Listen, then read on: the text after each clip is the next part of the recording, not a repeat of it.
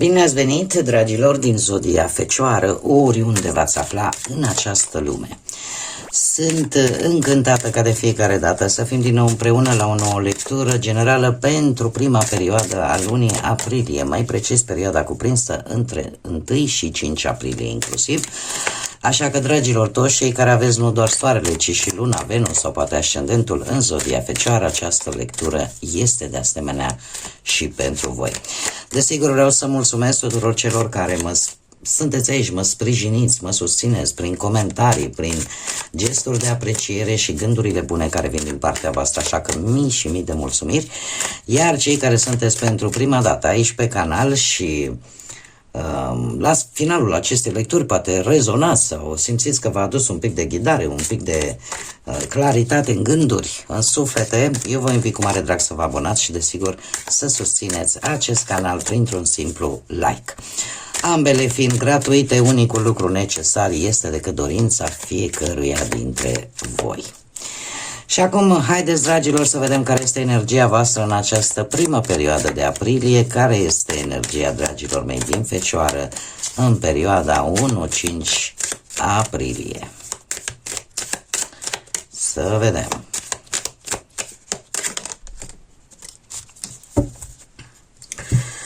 Avem numărul 32 sau numărul 5?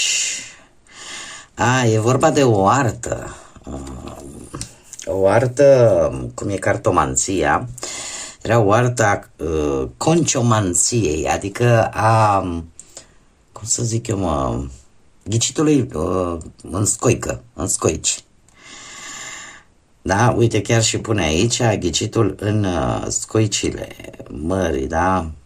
Și înțelepciunea acestor scoici. Haideți să mai întâi să o luăm cu începutul și să vedem numărul 32 de fapt ce vrea să ne spună. Numărul 32 îmi vorbește de dorința voastră de a crea ceva, de a vă exprima, de a fi poate un pic mai veseli, de a comunica într-o manieră, să zicem așa, un pic mai artistică sau mai veselă, de ce nu?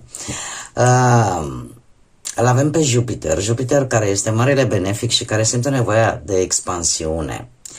Voi ori vreți să știți un pic mai mult decât știți deja și asta nu oricum, pentru că simțiți nevoia că trebuie să mediați ceva, poate o situație, poate un conflict, poate anumite lucruri care nu se văd foarte clar și atunci vreți cumva să știți mai mult. Acum eu nu zic, e posibil, de ce nu? Lumea asta este mare. Poate unii chiar cunoașteți pe cineva care să facă acest gen de esoterism, să-i spunem așa, prin folosirea ghiocului, da, cum se spune la noi, sau a scoicilor. Dar cartea în sine și mesajul în sine îmi vorbesc foarte mult de a asculta, de a înțelege anumite lucruri pentru mai târziu.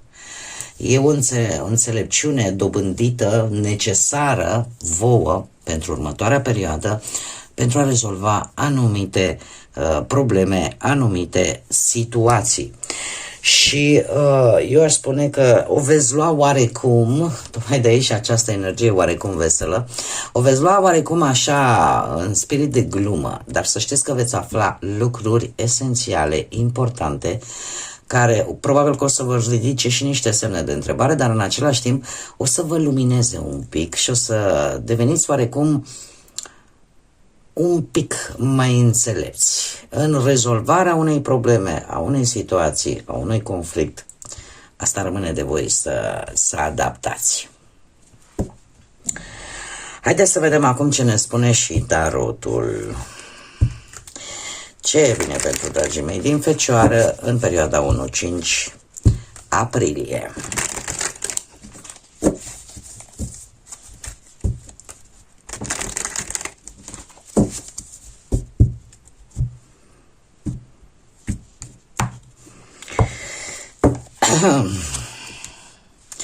Da, sunteți provocați să încheiați o anumită situație, probabil, care vă tot cam apasă de ceva vreme. Și și să știți că resurse aveți. Resurse aveți și nu știu dacă vă spune ceva al zodia Taur sau care e o altă zodie de pământ de-al minteri, poate aveți și un ascendent în Taur, de ce nu? Sau zodiile de foc, berbec, leu sau săgetător, dacă au sau nu vreo anumită interacțiune cu situațiile cu care voi vă confruntați și care sunt de interesul vostru.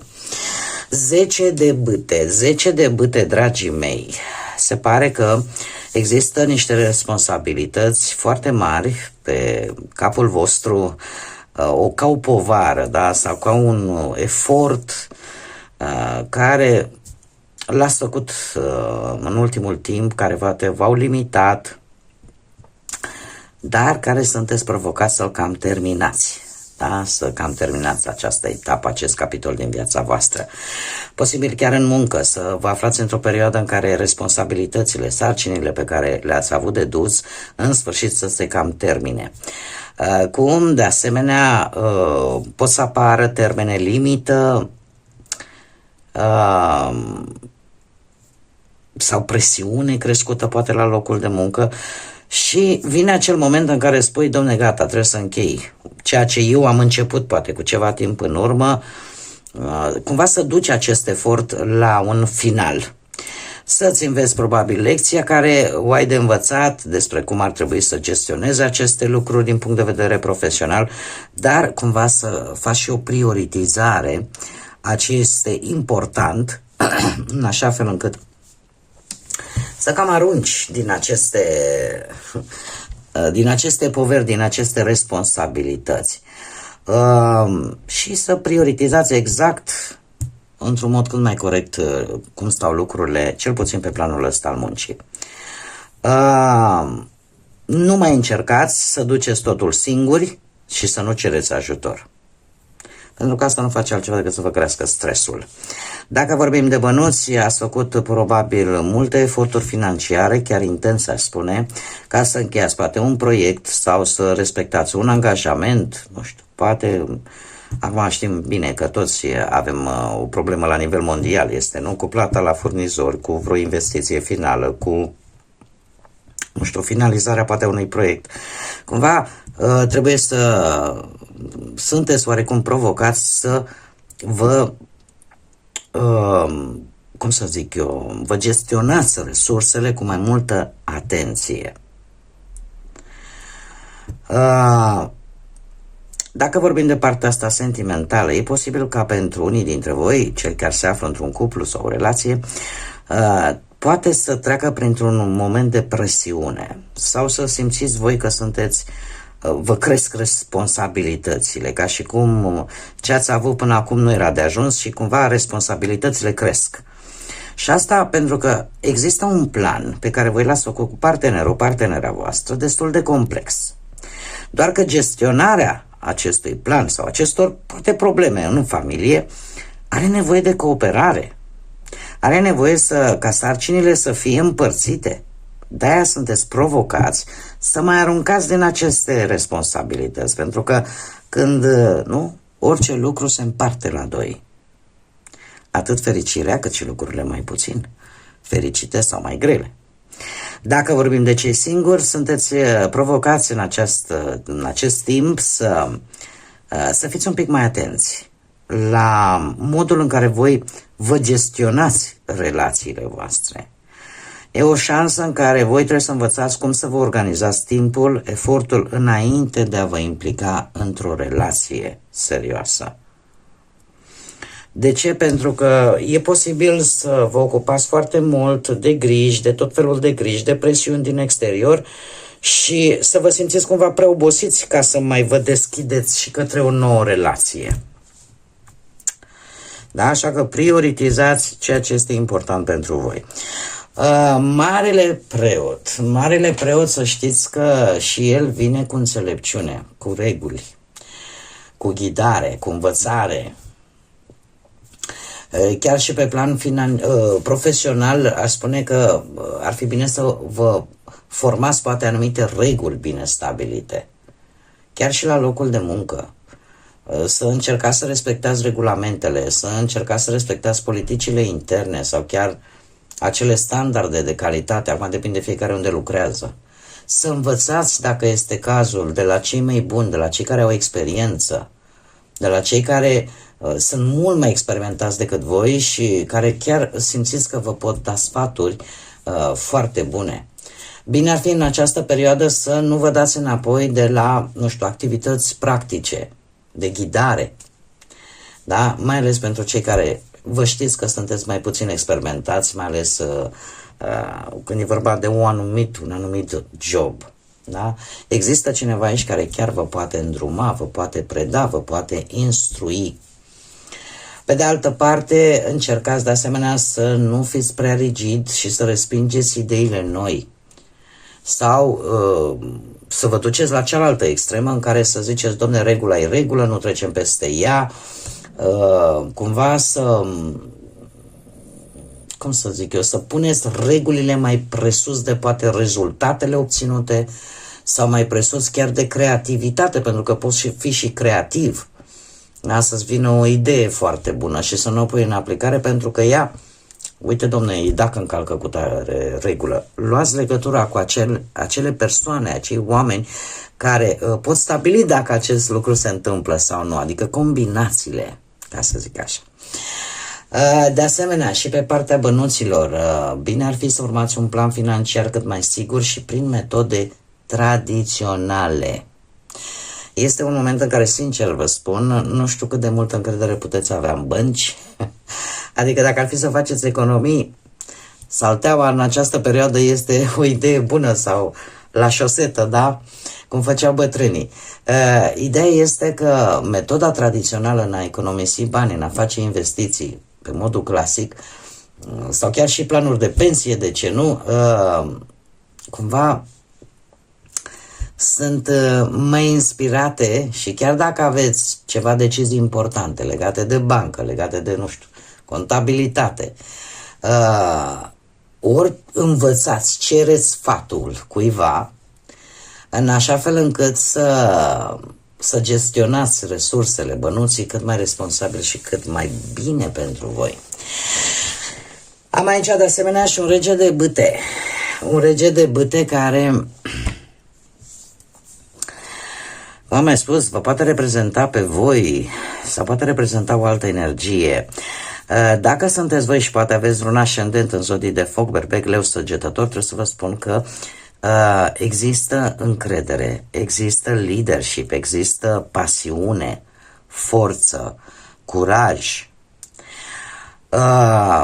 Voi în sine, mai ales cei care aveți un ascendent, cum am mai spus, în zodii de foc, emanați încredere. Și asta vă poate face să conduceți anumite proiecte sau echipe chiar prin coordonare foarte bună, prin sfaturi vis-a-vis de colegi, poate foarte bune, să aveți așa abilitatea să-i motivați pe ceilalți, să găsiți soluții foarte creative și foarte bune și în felul ăsta voi la rândul vostru să atrageți oameni talentați prin diferite colaborări profesionale alături de voi. Dacă nu aveți acest ascendent, nu aveți nicio legătură cu zodiile de foc, atunci pot să vă spun că este o energie care într-adevăr caută colaborări profesionale, care caută oameni talentați, care caută oameni entuziaști, creativi și care e posibil să vrea să formeze o echipă, dar cu oameni cu aceste caracteristici. Dacă vorbim de bănuți, se vede clar, ori voi sunteți capabili să vă gestionați banii, resursele, cu foarte mare înțelepciune, cu multă creativitate și să vă organizați bugetul, poate pentru un proiect, poate pentru o investiție. Investiția spune pe termen mediu. Așa că puteți atrage bănuți prin inițiativă proprie și prin, cum am mai spus, creativitate și curaj. Cei care sunteți într-o relație, partea asta sentimentală, să știți că poate să cunoască pasiune, energie, căldură, surprize romantice puteți avea parte. inițiative foarte entuziasmate așa și care vă pot inspira atât pe voi sau voi pe parteneri să fiți mai deschiși, mai creativi. Da? E un sprijin reciproc care apare aici, iar cei care sunteți cum să spun eu, sunteți singurei, se pare că voi atrageți persoane care vă respectă energia voastră. Este într-adevăr, dacă nu aveți nicio legătură cu zodiile de foc, este o persoană ambițioasă, dinamică, dar care apreciază liderii naturali. Așa că este un moment în care voi să explorați ce relații sau acele relații, mai bine zis, în care voi chiar puteți fi autentici și asumați în același timp.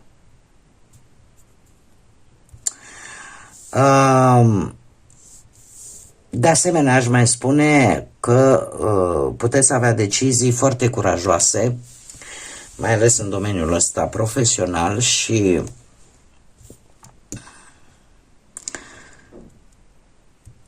este o decizie importantă pe care o puteți lua și împreună în relația voastră. Există și o admirație aici. Care este surpriza?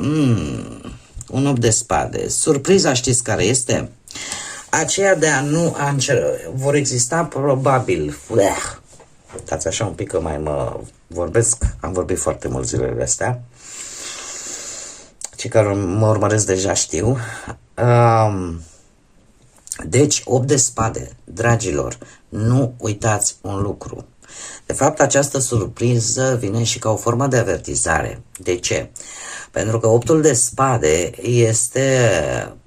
apare posibilitatea unui autoblocaj din simplu motiv că din punct de vedere mental voi puteți gândi un lucru, iar realitatea să fie cu totul alta. Și asta vă poate induce un blocaj. Așa cum bine am văzut, energia voastră e aceea de a descoperi, a vedea ceea ce nu s-a văzut până acum. Nu vă imaginați situații, lucruri pe care nu le-ați verificat în realitate, pentru că vă poate bloca. 8 de spade este o carte care limitează, dar limitează la nivel mental. E ca o captivitate mentală în care apare frică, apare iluzie, apare lipsă de perspectivă. E ca și cum tu ți impune singurică anumite restricții, anumite limitări. Așa că cheia, avertizarea, este să vedeți clar situația și abia pe urmă să discerneți dacă este într-adevăr un blocaj sau nu. Pentru că aici aveți o energie chiar foarte bună și puteți scăpa de acest 10 de bâte, de aceste situații stresante, cu încărcătură foarte mare. Sunt anumite lucruri despre care voi nu vorbiți. Ele sunt reale în mintea voastră, dar ezitați să le spuneți. De asemenea, poate unii dintre voi vă izolați atât emoțional, mai ales, aș spune, și asta poate crea o neînțelegere, practic. De ce? Pentru că, indiferent de ce relații, că sunt ele profesionale, financiare sau sentimentale, celălalt nu știe de fapt cu ce vă confruntați voi. Atâta timp cât nu comunicați. De asemenea, chiar și cei singuri.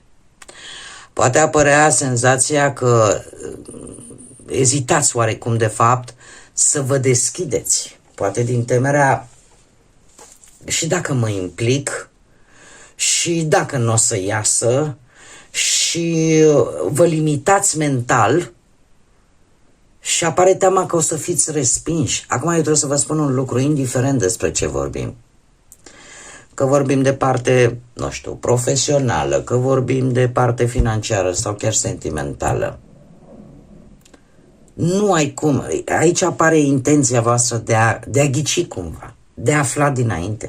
Dar să știți că experiențele vieții sunt cei mai buni profesori. Și e o vorbă.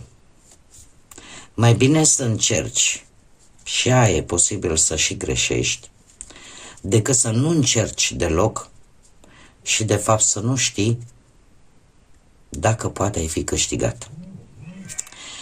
Așa că cam asta este situația. Haideți să vedem acum și ce mesaj angelic am pentru voi în aceste prime zile de aprilie și îl avem pe Rehael, care spune așa: dedică-ți timp să petreci alături de poate copii, cei care îi au, părinți sau bunici, și împarte energia cu iubirea față de ei. Acum, desigur, cei care aveți poate copii, părinți, bunici sau poate câte unul din fiecare, cu siguranță sunt și unii dintre voi care nu au nici pe niciunul, da? Poate n-au copii, poate părinții săraci n-or mai fi, bunicii poate nici atât. Pentru voi, dedicați-vă timp cu acele persoane care simțiți că vă transmit iubire, care voi simțiți că le iubiți, că aveți sentimente, cum să spun eu, de atașament față de aceste persoane, la modul cel mai sincer. Aveți nevoie de aceste lucruri. Este sfatul angelic pentru voi, pentru această primă perioadă de aprilie. Să petreceți un pic de timp cu acei oameni care voi simțiți că sunt alături de voi, că vă iubesc și că iubiți. Asta nu e un mesaj întâmplător, să știți. Are o noimă pe care cu siguranță o veți vedea la momentul respectiv. Desigur, pentru cei care veți rezona cu această lectură. Bine, dragilor, cam atât am avut pentru voi. Sper din suflet că am putut să vă aduc un pic de ghidare, un pic de claritate. Vă mulțumesc că mi-ați fost alături și până la următoarea noastră revedere, nu uitați, suflete frumoase, să zburați înalt și să lăsați pacea, iubirea, credința și lumina să vă însoțească la fiecare pas.